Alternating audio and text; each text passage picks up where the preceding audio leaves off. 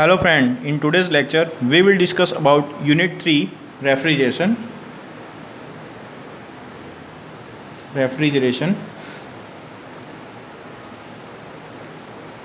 તો રેફ્રિજરેશનનો જે યુઝ છે એ પ્રાચીન સમયથી ચાલે છે. આપણે સૌથી પહેલાં જે પોટ છે એનો યુઝ કરતા હતા, બરાબર છે. મીન્સ કે માટીનું જે પાત્ર છે એની મદદથી આપણે પાણીને શું કરતા હતા, કૂલ કરતા હતા. તો એની અંદર શું હોય છે, તો એની અંદર આપણે જોઈ શકીએ છીએ કે અહીંયા માટીનું કોઈ પાત્ર છે, તો એમાં બહાર જે છે અહીંથી એર આવે છે. અહીંયા જે વોટર છે, હવે માટી જે છે એ કેવી છે, પોરસ હોય છે. સેન્ડ કેવું છે, પોરસ છે, બરાબર છે. એટલે વોટરના ડ્રોપલેટ છે એ અહીંયા આ રીતે બહાર હશે. અહીંયાથી જ્યારે એર આવશે એટલે એરના લીધે આ વોટરના ડ્રોપલેટ છે એનું પણ શું થશે, ઇવોપોરેશન થશે અને જે પાણી જે છે એ શું થશે, કૂલ થશે. ઓકે, તો આ રીતે પાણી જે છે એને કૂલ કરવા માટે આપણે ઇવોપોરેટિવ કુલિંગનો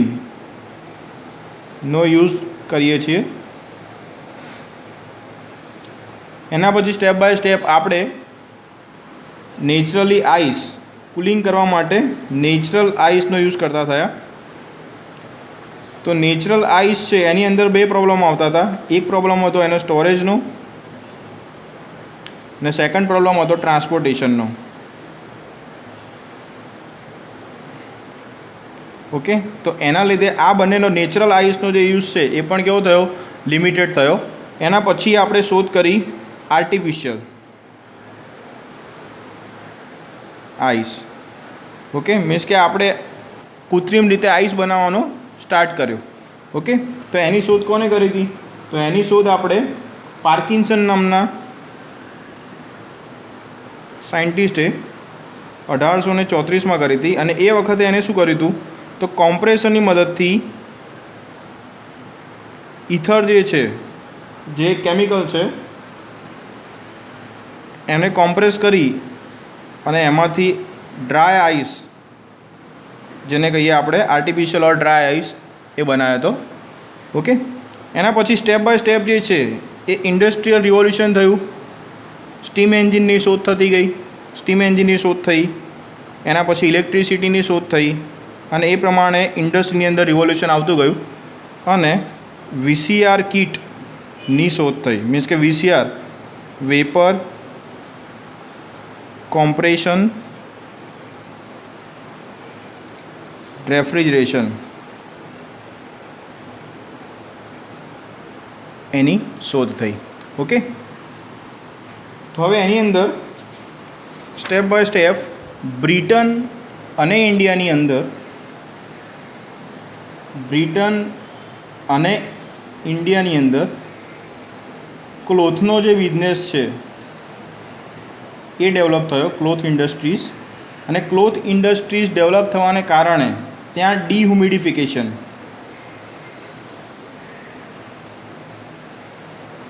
નેસેસરી છે. હ્યુમિડિફિકેશન કોને કહેવાય, તો વાતાવરણની અંદર મોઇશ્ચર આપણે એડ કરીએ તો એને હ્યુમિડિફિકેશન કહેવાય, અને વાતાવરણની અંદરથી મોઇશ્ચરને રિમૂવ કરીએ તો એને ડિહ્યુમિડિફિકેશન કહેવાય. તો આ જે હ્યુમિડિટી જે મેન્ટેન કરવાનું કામ છે એ કોણ કરે છે, એ કરે છે એર કન્ડિશનિંગ.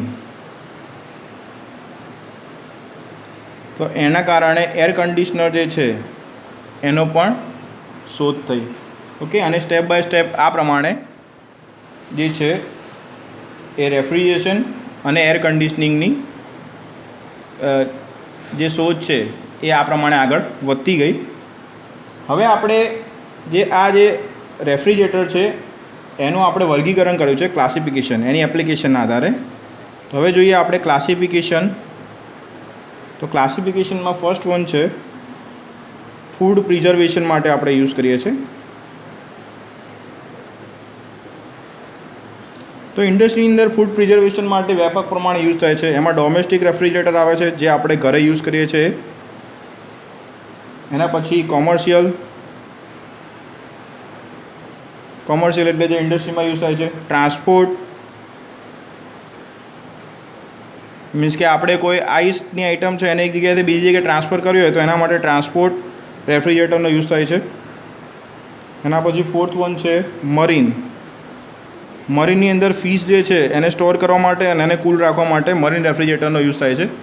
હવે સેકન્ડ આપણે જોઈએ ઇન્ડસ્ટ્રીયલ રેફ્રિજરેશન.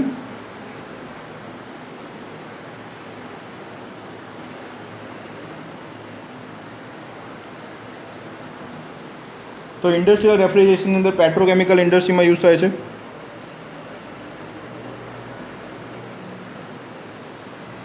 એના પછી સેકન્ડ છે ફર્ટિલાઇઝર. ફર્ટિલાઇઝર છે એની અંદર પણ રેફ્રિજરેશનનો યુઝ થાય છે. એના પછી થર્ડ વન છે ગેસના સેપરેશન માટે પણ રેફ્રિજરેશનનો જે છે એ આપણે યુઝ કરીએ છીએ. ઓકે, પછી સ્પેશિયલ એપ્લિકેશનની વાત કરીએ તો સ્પેશિયલ એપ્લિકેશનની અંદર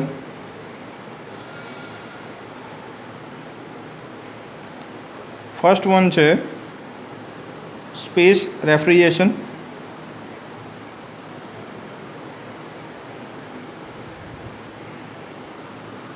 લો temperature manufacturing and construction work.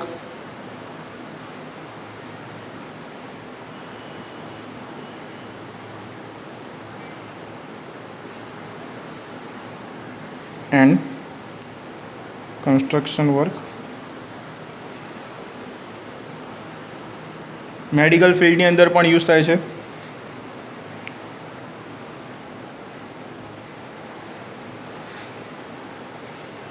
Okay, અને ક્રાયોજેનિક્સ મીન્સ કે અતિશય જે લો ટેમ્પરેચરે કામ કરતા એન્જિન છે, બરાબર, એને આપણે એ શાખાને આપણે ક્રાયોજેનિક્સ કહીએ છીએ, બરાબર છે. તો એમાં પણ રેફ્રિજરેશનનો યુઝ થાય છે. તો આ હતી એ એપ્લિકેશન હતી રેફ્રિજરન્ટની.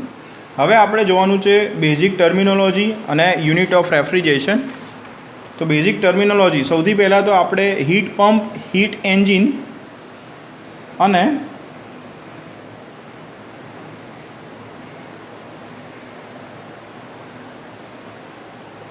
રેફ્રિજરેટર જે છે એનો ડિફરન્સ તમને ખબર હોવી જોઈએ.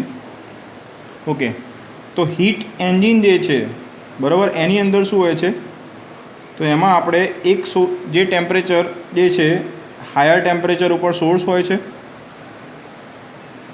જેનું ટેમ્પરેચર T1 હોય છે. એમાંથી લોઅર ટેમ્પરેચર તરફ એનર્જીનો ફ્લો થાય છે, બરાબર છે.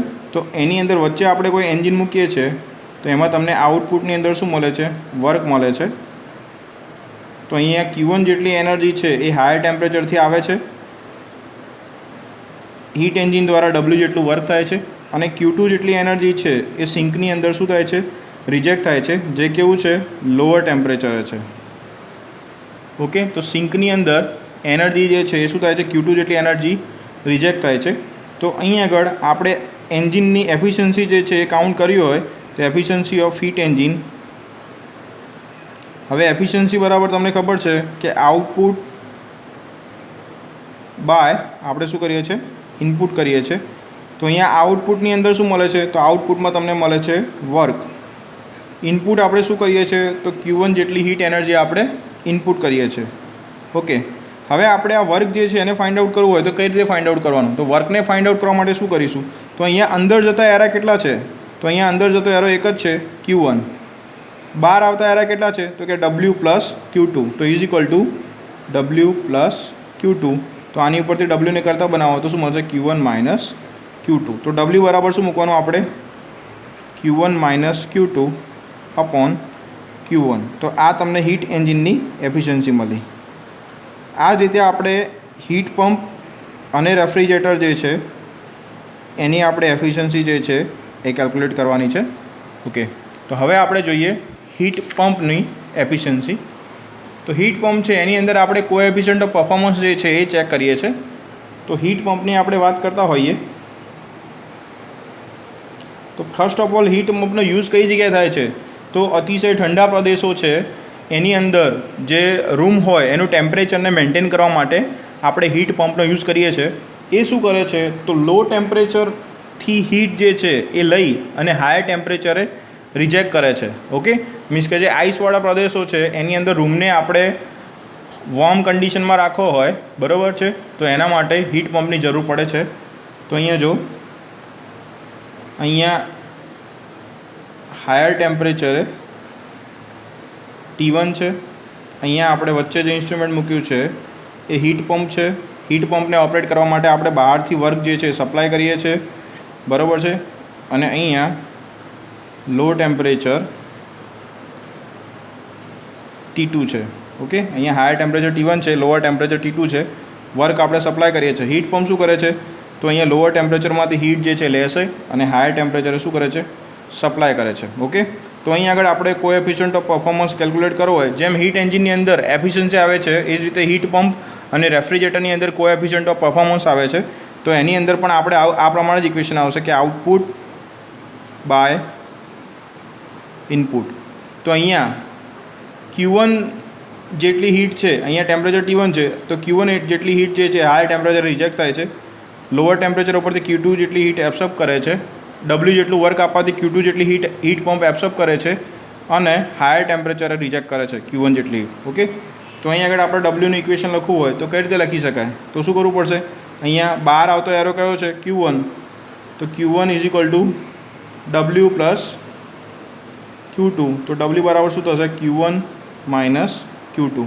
ઓકે, તો અહીંયા આઉટપુટમાં શું મળે છે? તો આઉટપુટમાં તમને હાયર ટેમ્પરેચરે હીટ મળે છે. તો Q1. ઇનપુટમાં આપણે શું કરીએ છીએ? તો ઇનપુટમાં આપણે શું કરીએ છીએ? વર્ક ઇનપુટ કરીએ છીએ. તો અહીં આગળ Q1 અપોન વર્ક જે છે એ કેટલો આવશે? Q1 minus Q2. ઓકે, તો આ તમને જે COP મળ્યું એ શાનું મળ્યું? હીટ પંપનું. ઓકે, તો હીટ પંપ છે એ શાના માટે યુઝ કરીએ છીએ આપણે? તો હીટ પંપનો યુઝ જનરલી આપણે ઠંડા પ્રદેશો છે, ધારો કે કેનેડા છે, તો ત્યાં આગળ ટેમ્પરેચર છે એ જનરલી કેવું હોય છે?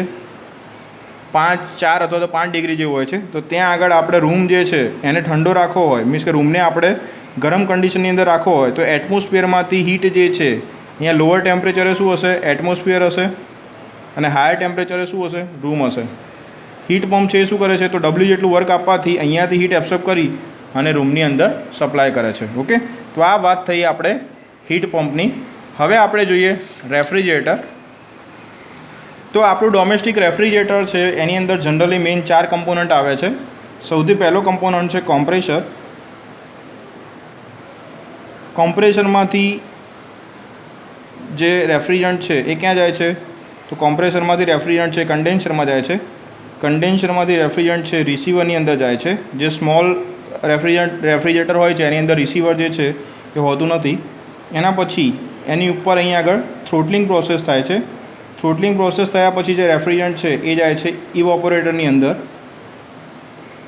અને ઇવોપોરેટરનો આઉટપુટ છે એ તમારે ક્યાં આવશે? તો એ આવશે કોમ્પ્રેશનનો સેક્શન. તો અહીંયા મેઇન આપણી કમ્પોનન્ટની વાત કરીએ તો અહીંયા 1 થી 2 છે એની અંદર શું થાય છે? કોમ્પ્રેશન થાય છે. મીન્સ કે આ જે કમ્પોનન્ટ છે કોમ્પ્રેસર છે. 2 to 3 પ્રોસેસ છે એની અંદર શું થાય છે? તો એની અંદર થાય છે કન્ડેન્સિંગ. મીન્સ કે આ જે કમ્પોનન્ટ છે કન્ડેન્સર છે. આ જે થર્ડ કમ્પોનન્ટ છે એ છે રિસીવર. ફોર્થ જે કમ્પોનન્ટ છે 3 to 4 એ છે એક્સપાન્શન ડિવાઇસ.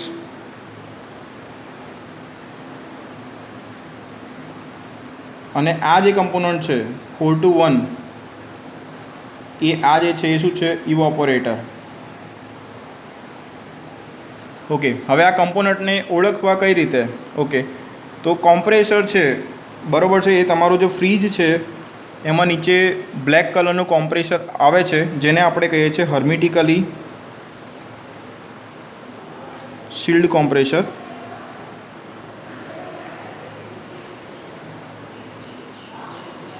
બરાબર છે. કોમ્પ્રેસર શું કરે છે? તો રેફ્રિજરન્ટનું પ્રેશરને વધારવાનું કામ કરે છે.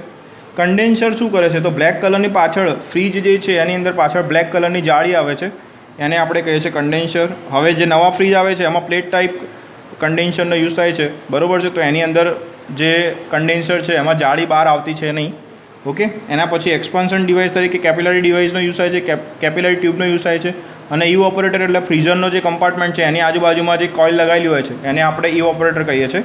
ઓકે, તો આની અંદર જો અહીંયા હીટ જે છે એ એબ્સોર્બ કરવાનું કામ કોણ કરે છે? ઇવોપોરેટર કરે છે બરાબર છે. તો અહીંયા જો આપણે આનું COP કેલ્ક્યુલેટ કરવું હોય તો આ પ્રમાણે કરી શકીએ. રેફ્રિજરેટરની અંદર પણ આપણે એ જ વસ્તુ કરીએ છીએ. અહીંયા લોઅર ટેમ્પરેચર છે ત્યાંથી Q1 જેટલી હીટ જે છે એબ્સોર્બ થાય છે. મીન્સ કે આ લોઅર ટેમ્પરેચર ઉપર શું છે? તો ઇવોપોરેટર,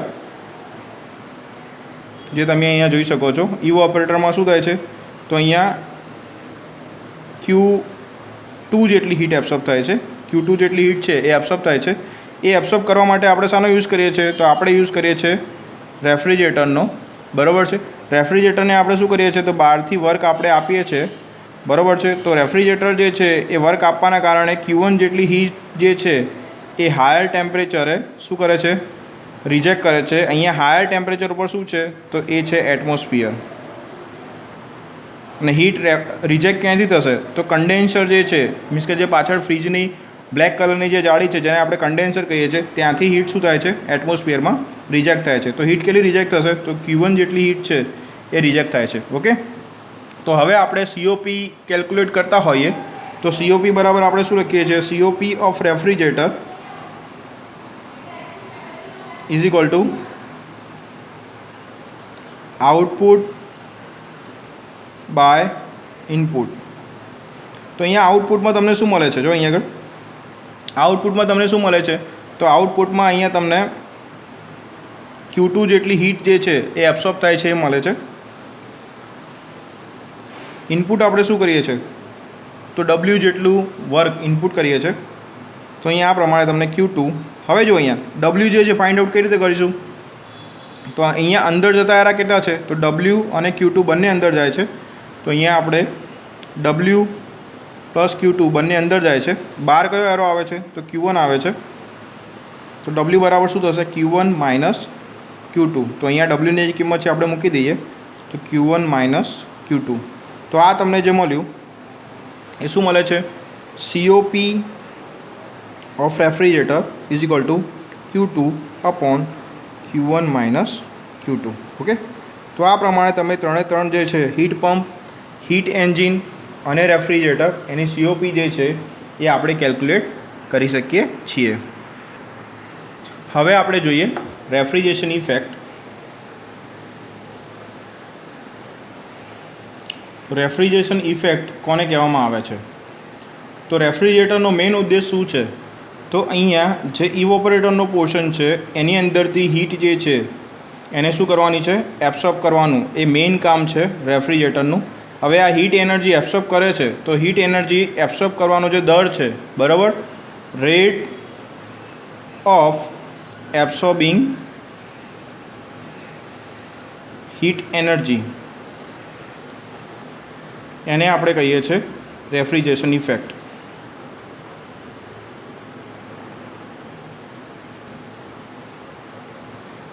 બરાબર છે. હવે હીટ એનર્જી એબ્સોર્બ કરવાનો જે દર છે, હીટ એનર્જીનો એકમ થાય છે કિલો જૂલ, અને એબ્સોર્બ કરવાનો દર છે એ આપણે 1 કલાકની અંદર એબ્સોર્બ થતી હીટ એનર્જી કિલો જૂલમાં લઈએ તો પહેલો રેફ્રિજરેશન ઇફેક્ટનો યુનિટ થશે કે કિલો જૂલ પર હવર. એ રીતે અહીંયા હવાની જગ્યાએ સેકન્ડ લઈએ તો કિલો જૂલ પર સેકન્ડ આવશે, અને કિલો જૂલ પર સાયકલ પ્રમાણે લઈએ તો એક સાયકલ પૂરી થાય વખતે કેટલી હીટ એનર્જી એબ્સોર્બ થાય છે એ પ્રમાણે તમે અહીંયા તમને રેફ્રિજરેશન ઇફેક્ટના યુનિટ મળે છે: kilo joule per hour, kilo joule per second અને કિલો જૂલ પર સાયકલ. હવે આપણે જોવાનું છે 1 ton of refrigeration. 1 ton of refrigeration. તો અહીંયા આગળ 1 ટન ઓફ રેફ્રિજરેશન કેમ કહેવામાં આવે છે? તો અહીંયા આપણે 1 ટન આઈસ લેવાનો છે. હવે આ 1 ટન આઈસ લેવાનો છે, એને 24 અવર્સની અંદર મેલ્ટ કરવાનો છે. બરાબર છે. કેટલા ટેમ્પરેચરે? 0°C ટેમ્પરેચર રાખવાનું છે. 0°C ટેમ્પરેચરે 1 ટન આઈસ મેલ્ટ થાય. ઓકે. તો એ આઈસ ક્યારે મેલ્ટ થશે? તો એ બહારથી હીટ એનર્જીને એબ્સોર્બ કરશે તો મેલ્ટ થશે. તો અહીંયા જે હીટ એનર્જી એબ્સોર્બ કરે છે મેલ્ટ થવા માટે,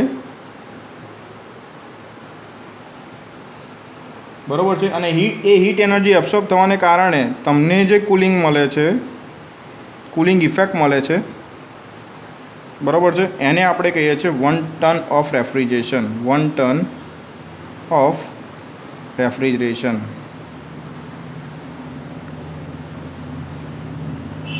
તો અહીંયા 1 ટન આઈસનું 24 કલાકની અંદર 0°C ટેમ્પરેચરે મેલ્ટિંગ કરવાથી તમને જે કુલિંગ ઇફેક્ટ મળે છે એને આપણે કહીએ છીએ 1 ton of refrigeration. Ice melt ક્યારે થશે? તો જ્યારે હીટ એબ્સોર્બ કરશે ત્યારે, અને એટમોસ્ફિયરમાંથી હીટ એબ્સોર્બ થશે ત્યારે શું થાય છે? કઈ ઇફેક્ટ થાય છે?